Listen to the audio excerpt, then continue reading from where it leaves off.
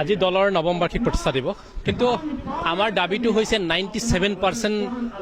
যিজন মানুহ আছে APL BPL আছে APL BPL 97% APL BPLৰ কাৰণে 97% আমাক ৰিজাৰ্ভেশ্যন লাগিব যাৰ যিমান সংখ্যা বেছি সি সিমানৰে অংশীদাৰী কিন্তু এই 90% APL BPLটোক বাদ দি পেলাই মাত্ৰ 3% মানুহ আৰু 2% 5% দালালি কৰা মানুহ মাত্ৰ এইসকল মানুহে ৰাজসত্তা চম্ভালি লৈছে ইয়াত গণতন্ত্ৰ চলাই থকা নাই সেইকাৰণে 97% যেনেকৈ SC STৰ ৰিজাৰ্ভেশ্যন হৈছিলে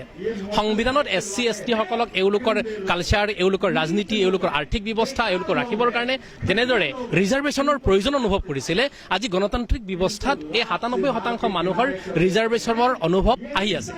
যদি এই 97% মানুহৰ ৰিজাৰ্ভেশ্যন নহয় তেনেহ'লে এখন গণতন্ত্ৰ নহয় 3% মানুহে ঠগ প্ৰবঞ্চনা কৰি ইয়াৰ লুটি থাকিব পুঁজিপতিৰ হাতত গতাই থাকিব আৰু গণতন্ত্ৰৰ নামত মানুহক মাৰি থাকিব সেইকাৰণে আমি ভাবোঁ অসম বিধানসভাত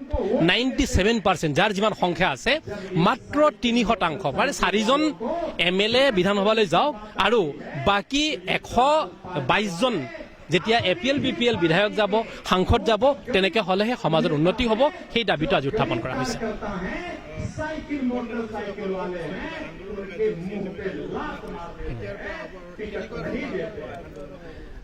আমি এই দাবীটোক লৈ পেলাই এতিয়া বিধানসভাৰ অধিৱেশন হ'বলগীয়া আছে বিধানসভাৰ অধিৱেশনত চৰকাৰে যিমান দিনলৈকে বহে আমি সিমান দিন আন্দোলন কৰিবৰ কাৰণে তাতে আমি আজি ঘোষণা কৰিছোঁ এইটো আমি 25 তাৰিখৰ পৰা আৰম্ভ কৰিম এইটো ৰাজ্যজুৰি হ'ব আন্দোলনটো ৰাজ্যজুৰি হ'ব কিন্তু আমি দিছপুৰৰ পৰা আৰম্ভ কৰিম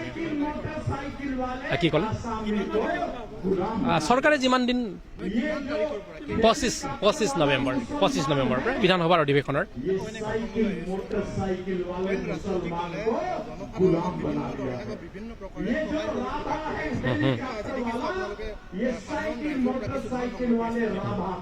চাওক বিষয়টো বহুত গভীৰ আপোনাৰ ওপৰত যদি অন্যায় হৈ আছে আপুনি ন্যায় বিচাৰিবলৈ কাৰণে আপুনি কোৰ্ট যাব লাগিব কছাৰী যাব লাগিব তাত আপুনি উকিল ধৰিব লাগিব উকিল ধৰি পেলাই যেতিয়া আপুনি নিজে ফিজ বহন নকৰে নেখেলে তেতিয়ালৈকে আপুনি ন্যায় নাপায় ন্যায়ালয়তো ফিজ দিব লগা হয় সেইকাৰণে এই নিপীড়িত শোষিত বঞ্চিত চামক যদি মুক্তি দিব লগা হয় তেনেহ'লে আমি এওঁলোকৰ পৰা ফিজ ল'ব লাগিব প্ৰথম কথা দ্বিতীয় কথাটো হৈছে বাকী দলবিলাক হৈছে পুঁজিপতিৰ দল মাত্ৰ 3% পুঁজিপতিক সুৰক্ষা দিবৰ কাৰণে এওঁলোকৰ আৰ্থিক সুৰক্ষা এওঁলোকৰ আইনী সুৰক্ষা এওঁলোকৰ ল'ৰা ছোৱালীৰ ভৱিষ্যত সুৰক্ষাৰ কাৰণে এওঁলোকে লাগি আছে এওঁলোকে টকা পায় পুঁজিপতিৰ পৰা কিন্তু আমি পুঁজিপতিক বিৰোধ কৰিছোঁ যেতিয়া নেকি আমি চলিবৰ কাৰণে যিখিনি পুঁজিৰ প্ৰয়োজন হয় সেইকাৰণে এওঁলোকক এটাই কথা কোৱা হৈছে প্ৰত্যেক মাহে এওঁলোকে কোৰ্টলৈ যাব উকিলৰ ফিজ লৈ যাব প্ৰত্যেক মাহে যেতিয়া কোৰ্টলৈ যাব অহা যোৱা যেতিয়া চলিব দাবী উত্থাপন কৰিব তেতিয়া এওঁলোকৰ সমস্যাৰ সমাধান হ'ব এওঁলোকে ন্যায় পাব বুলি আমি বিশ্বাস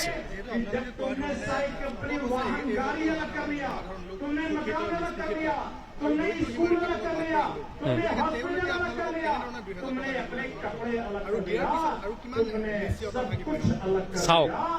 এই দেশখনটো চলাই আছে এই শিক্ষিত নিপীড়িত বঞ্চিত মানুহে চলাই আছে দেশত যে কৰোৰ টকা আহে পুঁজিপতিৰ পৰা 1 টকাও নাহে আপোনালোকে জানে পুঁজিপতিক কিমান এওঁলোকৰ কৰ মাফ কৰি দিছে কিন্তু আজি চৰকাৰলৈ যিমান কৰোৰ টকা আহিছে নিপীড়িত মানুহৰ পৰা আহিছে এওঁলোকৰ শ্ৰম ত্যাগ এওঁলোকে পথাৰত বহুত কপালৰ গাম মাটিত পেলাই পথাৰত কৰা কৃষি কৰ্ম এওঁলোকে যিটো গ্ৰাম্য অৰ্থনীতিৰ পৰা এওঁলোকৰ যিখিনি ব্যৱসায় বাণিজ্য এওঁলোকৰ কাপোৰ পিন্ধাৰ পৰা আদি কৰি অন্যান্য এই টকা নিপীড়িতৰ পৰা আহে কাৰণ পইচা চৰকাৰৰ হয় চৰকাৰে বনাইছে কিন্তু সেই যিটো নিপীড়িতৰ টকাৰে এওঁলোকে নিপীড়িতক সুৰক্ষা দিয়াৰ কাম কৰা নাই গতিকে আমাৰ এচুৰেঞ্চ আছে নিপীড়িত মানুহবিলাকে মানে সংখ্যাত বেছি মানুহবিলাকে যেতিয়া সেই কথাটো বুজি পাব আমি ৰেনেছাপ এইকাৰণে প্ৰস্তুত কৰিছোঁ পুনৰ্জাগৰণ প্ৰস্তুত কৰিছোঁ যাতে এওঁলোকে জাগি উঠে তেনেহ'লে এই শাসনবাৰ APL BPL লৈ যাব APL BPL যেতিয়া যাব তেতিয়া এটা সমৃদ্ধিময় আৰ্থিক গণতান্ত্ৰিক ব্যৱস্থা আহিব আৰু নৱপ্ৰজন্মই জীয়াই থকাব পৰাকৈ এটা সুব্যৱস্থা আমি বনাবৰ কাৰণে গৈ আছোঁ প্ৰতিদিনটা নিশ্চয়